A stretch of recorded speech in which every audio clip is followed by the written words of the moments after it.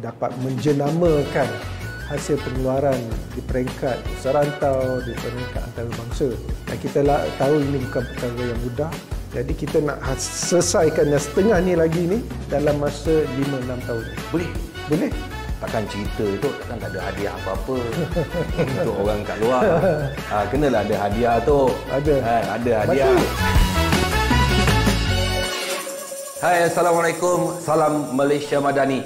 Okey, anda bersama dengan saya hari ini untuk saya bersama-sama dengan yang berbahagia Datuk KSU Kementerian Pertanian Keterjaminan Makanan, yang berbahagia Datuk Lokman Hakim Ali. Terima kasih Datuk sudi bersama dengan saya. Terima kasih Datuk. Okey, 6 Ogos adalah sambutan HPPNK. Bagaimanakah peranan kerajaan bagi memperingati dan mengenang jasa masyarakat peladang, penternak dan nelayan di atas sumbangan mereka kepada pembangunan negara.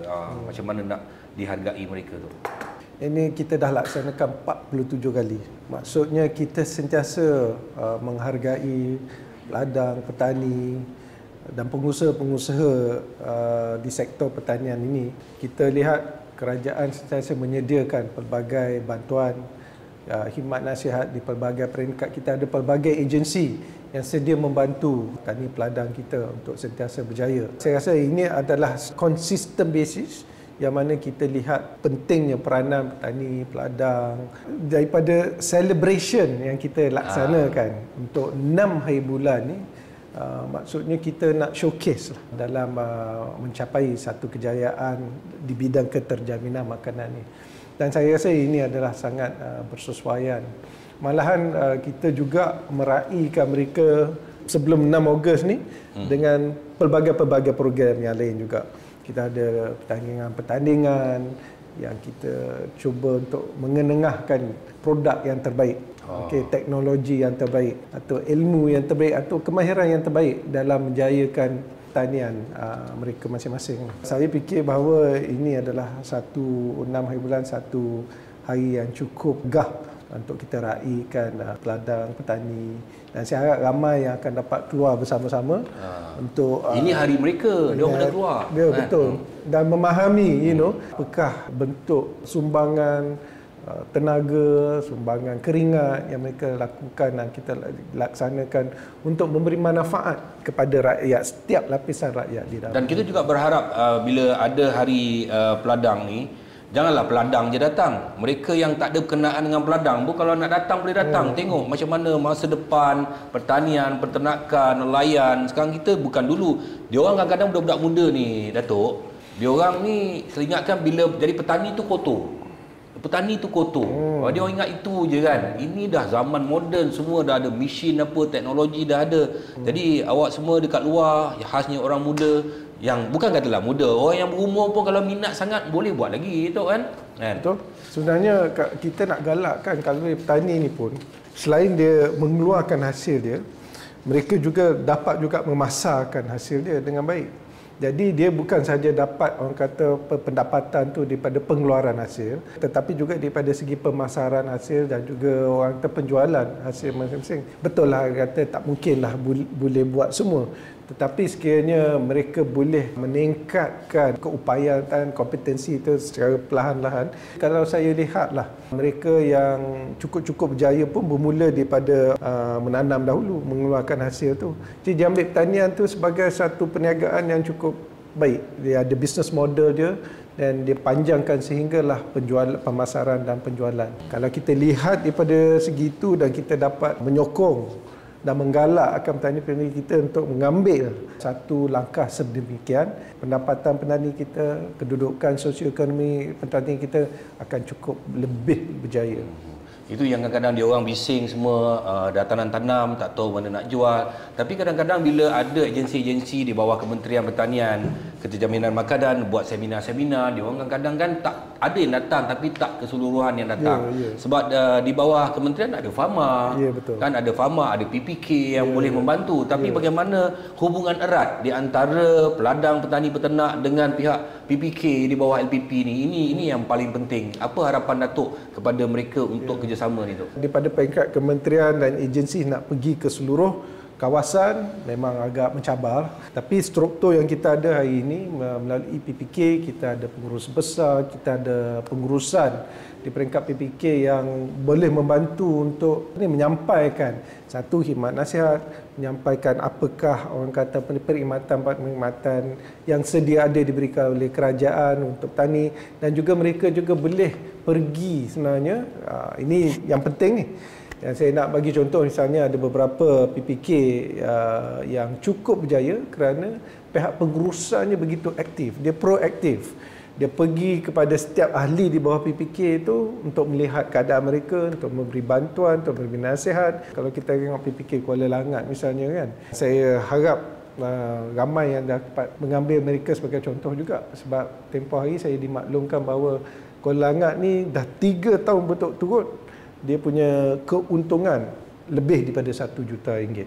Itu adalah satu orang kata indication pencapaian yang baik. Dan dia bukan datang bergolek, sebab kita tahu pertanian ni nak mencapai satu tu dia bukan dalam masa yang dekat. Jadi kalau pengurusan di peringkat PPK itu adalah satu pengurusan yang efektif, yang proaktif, yang betul-betul dinamik orang kata, saya rasa kita dapat meningkatkan lagi lah secara kolektifnya keupayaan dan kedudukan ekonomi tadi. Bercakap pasal pertanian ni, kadang-kadang kita pun heran kenapa kadang-kadang banyak orang dia tak nak masuk pertanian, sedangkan hari-hari kita memerlukan pertanian. Makan nasi dalam pinggan tu, beras, ikan, sayur, apa semua, sambal, apa semua, itu semua pertanian.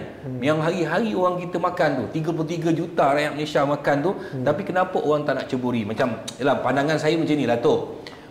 Mungkin saya salah, dari pandangan saya, kalau kita dah import sampai 70 bilion, kalau katakanlah kita ambil 10 bilion untuk orang Malaysia, tahun depan kita import 60 bilion contoh. Maknanya 10 bilion punya bisnes ada kat dalam Malaysia tu. Yang tak selama sekarang kita bayar dekat negara luar pun 70 bilion. Tapi kalau kita kata okey, kita tahun depan kita sekat 60 bilion je kita boleh import. 10 bilion ni kita usahakan untuk orang dalam Malaysia. Maknanya 10 bilion punya bisnes ada.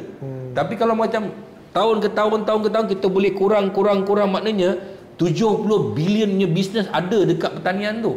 Dan saya rasa orang semua kena buka mata, bukan kata belia saja, sesiapa saja yang nampak this is going to be a very big business, 70 billion per year, kenapa tak kita rebut? Okey, tak apalah, mungkin yang kita import tu setengah tak ada pada kita lah barang tu.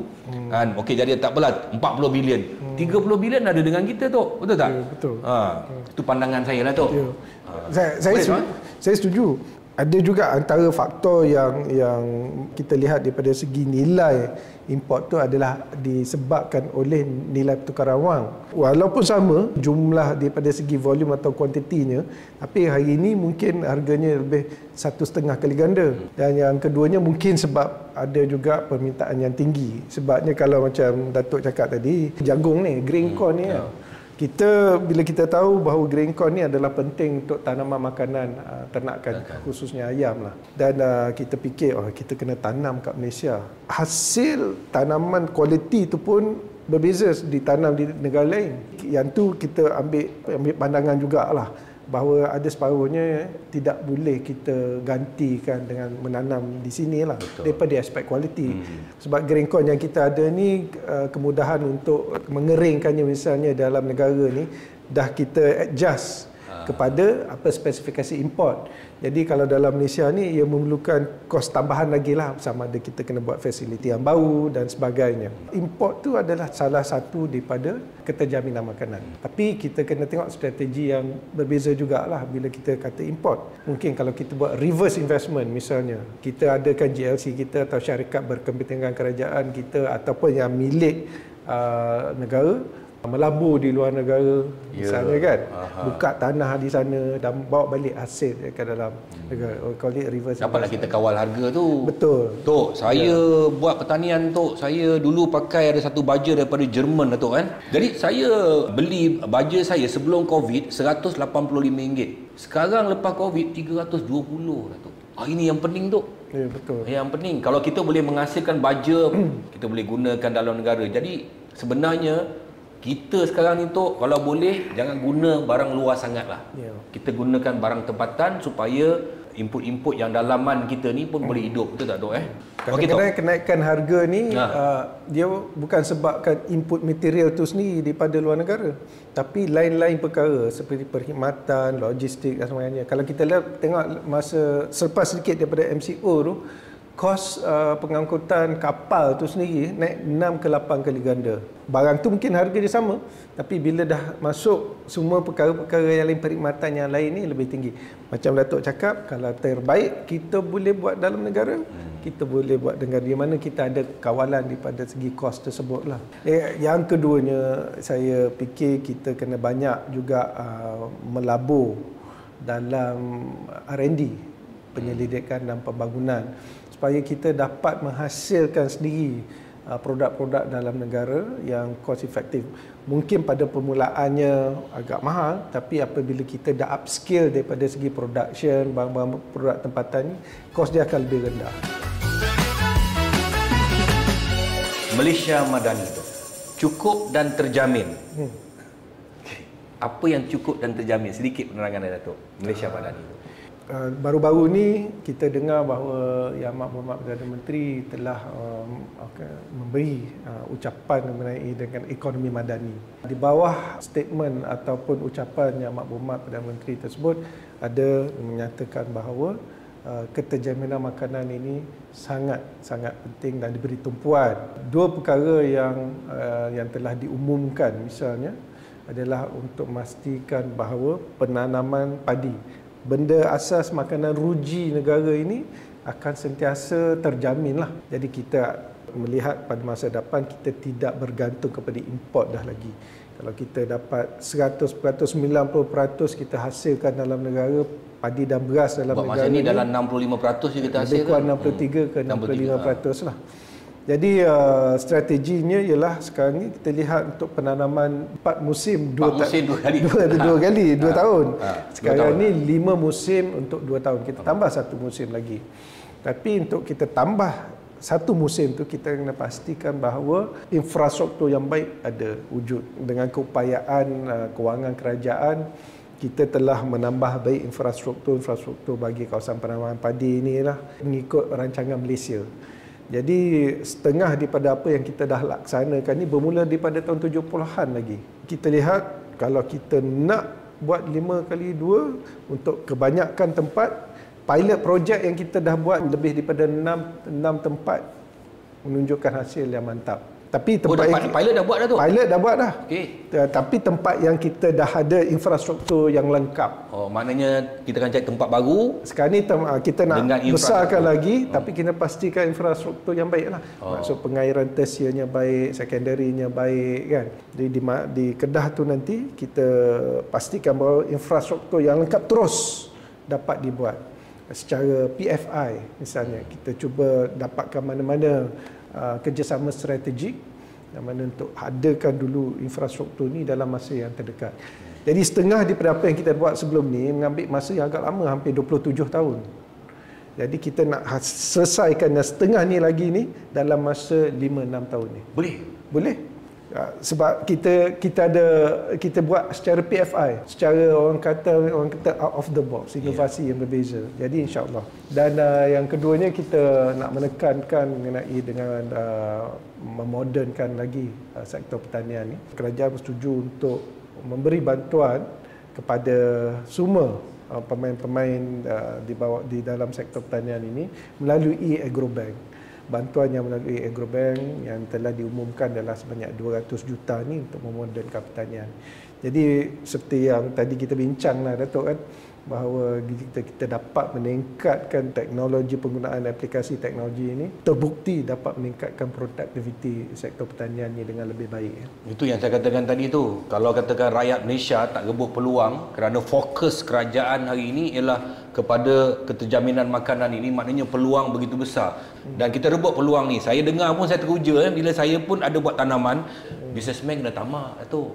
Dia nampak peluang kan. Jadi apa yang saya bicarakan dengan Datuk KSU ni sebenarnya adalah membuka peluang, membuka mata, membuka idea supaya anda semua nampak sebenarnya apa yang akan terjadi dalam masa 1 tahun, 2 tahun dalam bidang pertanian dan seterusnya, dan bagaimana untuk grab the opportunity yang ada depan mata kita. Okey Tok. Tapi yang boleh tambah lagi yang Madani tadi, itu yang kita lihat tu baru satu ni daripada segi supply, daripada pengeluaran. Jadi maksud Madani je bukan sahaja dari pembekalan, tapi juga daripada akses kepada makanan. Nah, akses ni macam kita lah, pengguna, consumer yang memerlukan barang-barang ni. Walaupun bekalan tu perlu mencukupi, tapi memudahkan untuk pencapaian kepada bekalan. Ini pun peranan daripada kementerian, agensi-agensi kementerian seperti LPP dan Pharma, dan agensi-agensi yang lain juga sangat penting menyediakan platform seperti membawa pengeluaran tadi ke setiap tempat supaya setiap pengguna, setiap rakyat dalam negara ini dapat menikmati bahawa ada hasil bekalan tersebut. Kalau tak cukup, nanti biasanya Datuk pun tahu orang keluar sekarang ni social media. Tak cukup. Macam ada satu isu di kawasan Pantai Timur tempoh hari kan, keluar dalam satu social media. Jadi bila kita tengok seolah-olah dinyatakan ada krisis telur. Jadi kita pun hantar pasukan, bila kita tengok rupanya kawasan tu je dia very localized. Jadi ini yang kita cakap tadi sebab accessibility. Jadi peranan misal APP dengan Pharma misalnya menggunakan kemudahan jentera mereka untuk menyampaikan. Jadi itu adalah satu keperluan yang sangat penting daripada segi aspek kita lihat kebajikan, keterjaminan makanan untuk rakyat. Okey, tak lama lagi mungkin tekan saja kat phone tu dah tahu dah barang kat mana ada, telur cukup tak dekat sini, memang semua main tekan. Takkan jadi masalah. Okey, saya nak satu lagi soalan tu Apakah tumpuan dan fokus kementerian ini untuk pengeluaran bahan makanan supaya kita boleh berdiri dengan kaki kita sendiri untuk keterjaminan makanan? Okey, tadi pun Datuk dah ada explain sikit, mungkin Datuk nak tambah sikit macam mana kita boleh berdiri sendiri. Satu, kita tengok pertanian ni kalau nak berjaya dia kena upscale. Jadi kalau kita tengok peranan beberapa syarikat-syarikat yang besar perlu kita rangkumkan dalam strategi kita.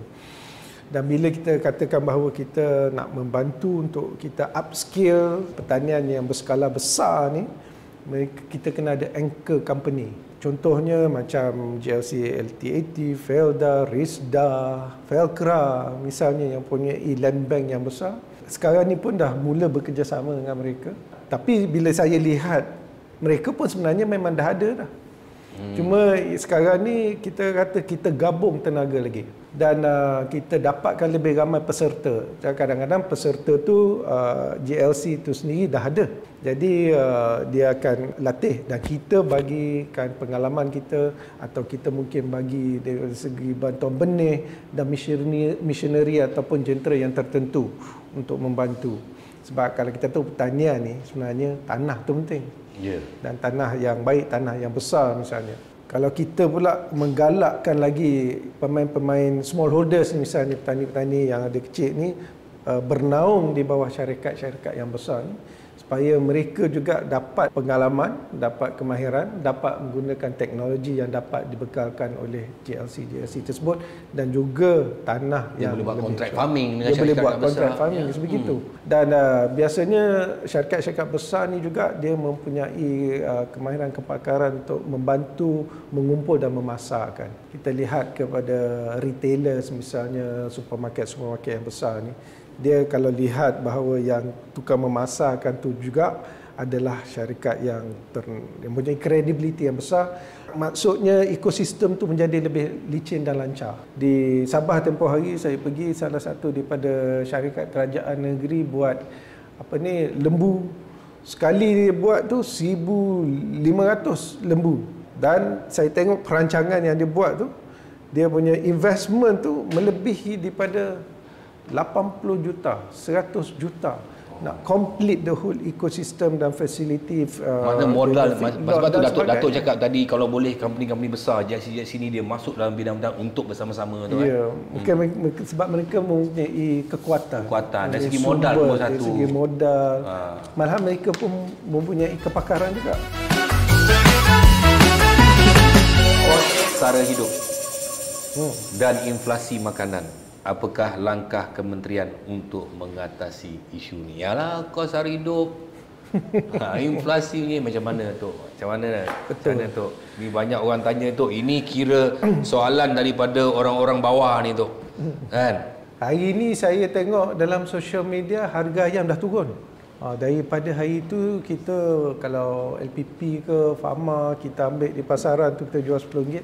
Hari ni kita boleh jual RM7, 50 sen, RM7, 80 sen, bawah RM8. Jadi kita nampak bahawa ada kemajuan di tapi kos sara hidup ni dia turun naik lah. Saya bincang dengan rakan-rakan di kementerian dan agensi.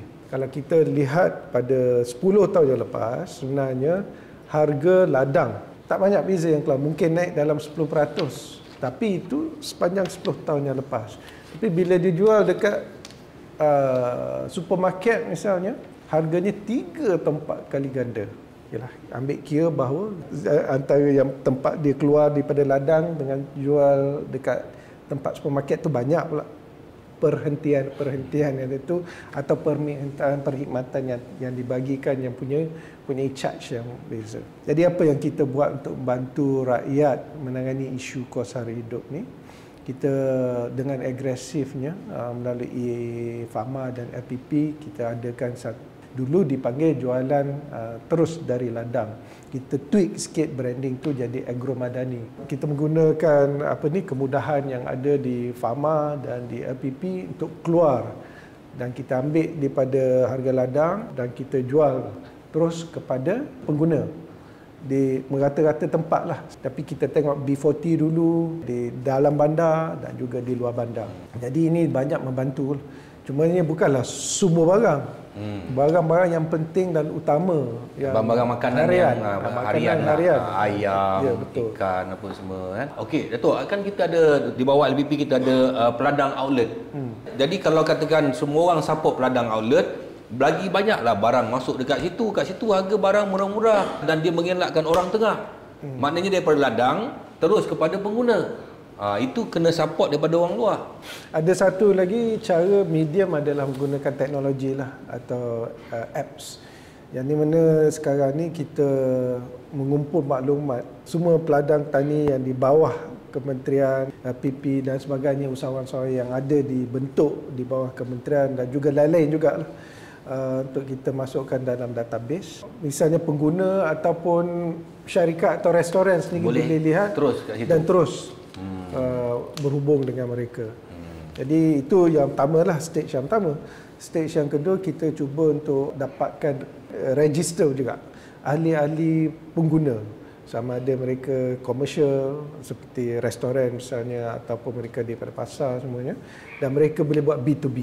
Oh, mana direct terus? Direct terus. Mungkin ada yang tak berapa berkenan lah sebab dia akan kehilangan sedikit tapi pencarian. Dunia berubah. Ya, dunia berubah, cara hidup berubah. Kalau kita tengok selepas COVID pun macam-macam yang berubah. So saya rasa dengan adanya dunia yang tanpa sempadan, ada internet ni, saya rasa kita kena berubah. Memang betul ada perniagaan yang akan mati atau akan berkurangan, tetapi diorang harus melihat bahawa ada satu lagi peluang yang lebih besar sebenarnya. So bagaimana untuk mendapat peluang yang lebih besar dalam bidang pertanian, itu yang paling penting, betul tak, Tok, kan? Okey, Tok, soalan ni terakhir, Tok, terakhir. Terakhir. Okey, Tok. Apakah harapan Datuk melihat penglibatan pertubuhan peladang menguruskan ahlinya dalam memastikan keterjaminan makanan, Tok? Kalau saya nak simpulkan, peranan pertubuhan peladang ni cukup besar kepada peningkatan keterjaminan makanan negara. Pertubuhan peladang ni dah wujud sekian lama dan peranan mereka yang cukup, orang kata, committed dalam memberi pendidikan, dalam membentuk tani dan peladang kita yang menjadi lebih berjaya. Kalau tak adalah mereka ni, maka saya rasa kita tak dapat capai kenikmatan untuk kita dapat makanan, bekalan makanan dan akses kepada makanan seperti kita capai hari inilah. Jadi saya ni ingin menggalakkan atau menyokong kepada semua pertubuhan peladang ni untuk meningkatkan lagi lah segala usaha yang mereka laksanakan. Dan kita tahu bahawa kita akan sentiasa mendapat suntikan baru daripada segi tani dan peladang. Belia misalnya yang memerlukan panduan ataupun nasihat daripada pertubuhan peladang. Jadi saya harap itu dapat terus dilaksanakan. Kerajaan menyokong melalui pelbagai insentif, melalui kemudahan. Jadi mereka adalah ejen yang mana menyampaikan segala kemudahan ini kepada orang kata lapangan. Yang keduanya ialah mereka saya harap terus dapat mendidik khususnya dalam mengubah sikap dan minda tani dan peladang untuk lebih progresif, lebih kehadapan, lebih dinamik, khususnya dalam penggunaan teknologi untuk memodernkan pertanian tersebut. Ini adalah sangat penting sebab kalau kita lihat satu masa nanti, kita tak nak hasil-hasil pengeluaran daripada peladang ini hanya di sekitar dalam negara sahaja. Kita ingin mereka keluar, seperti kita katakan ekspor, dapat menjenamakan hasil pengeluaran di peringkat serantau, di peringkat antarabangsa. Dan kita tahu ini bukan perkara yang mudah kerana semakin hari kita lihat pasaran luar tu dia semakin kompetitif. Dia mensyaratkan bahawa kita perlu ada produk yang environment friendly, produk yang rendah karbon, produk yang mana memenuhi syarat-syarat yang kadang-kadang phytosanitary yang agak ketat. Jadi peranan pertubuhan peladang tu bukan sahaja untuk memastikan bahawa pengeluaran hasil oleh petani itu baik dan baik untuk pasaran tempatan, tetapi perlu melihat lebih jauh ke hadapan. Kita kena menyediakan ahli-ahli di bawah pertubuhan peladang ni untuk lebih moden supaya produk mereka nanti dapat ditingkatkan, dapat menembusi pasaran-pasaran baru yang berada di luar negara. Saya rasa itu adalah satu harapan saya supaya kita lihat kedudukan sosioekonomi tani di bawah naungan pertubuhan peladang ini akan berjaya dengan cemerlang. Amin. InsyaAllah. Cerita dah panjang ni dah tu. Daripada A sampai Z dah. Takkan cerita itu takkan tak ada hadiah apa-apa untuk orang kat luar. Kenalah ada hadiah tu. Ada. Kan, ada hadiah. Kena ada masyuk tu. Takkan tak ada apa. Tak ada announcement Datuk sebagai KSU kan. Takkan tak ada announcement untuk orang kat luar ni. Kita dah bincang macam-macam tadi. Okey. Mengenai dengan akses, mengenai dengan sistem dan sebagainya. Orang muda, kan? Orang veteran, dengan ahli, dengan LPP, semua kita dah bincang ni kan, Jabatan Pertanian apa semua. Saya nak nyatakan bahawa kita punya Hari Peladang yang besar. Oh, ini baru ini untuk 6 Ogos je. 6 Ogos ni sambutan Hari Peladang yang besar, yang gah tu akan dilaksanakan bulan November nanti. Kita akan maklumkan tarikh dan tempatnya. Jadi suspend sikit. Jangan jual semua tu. Simpan sikit. Okey, bulan sebelah, bulan November, semua kena siap sedia kerana sambutan besar-besaran Hari Peladang dan penternak negara yang akan diadakan. Tak tahu kat mana, Datuk KSU tak nak bagi tahu dulu, tapi kita simpan dulu. Tapi apa pun, hari ini saya rasa lega sangat dan saya rasa semua orang lega sangat. Terima kasih banyak Datuk kerana sudi bersama dengan saya untuk Datuk terangkan apakah hala tuju pertanian dan keterjaminan makanan untuk masa depan kita dan orang-orang dekat luar sana. Dan inilah masa untuk kita menggembling tenaga untuk menjadi lebih bertanggungjawab dan kita mengubah landscape pertanian negara. InsyaAllah. Ya, terima kasih banyak Tok kerana sudi bersama dengan saya Tok. Janganlah panggil saya Sir Tok kan. Panggil saya Bos DRS. Okey, terima kasih semua. Terima kasih Datuk. Terima kasih. Minta maaf kepada 10 jari saya menyusun. Memohon ampun dan maaf jika sepanjang saya berbual dengan Datuk KSU ada tersilap kata, tersilap laku ya. Minta maaf, minta ampun. InsyaAllah kalau ada masa lagi mungkin lepas ni saya nak ajak Datuk KSU buat podcast, kita cerita sikit panjang-panjang dan bagi info-info kepada semua orang dekat luar sana. Assalamualaikum warahmatullahi wabarakatuh. Bye. Salam sejahtera, salam Malaysia Madani.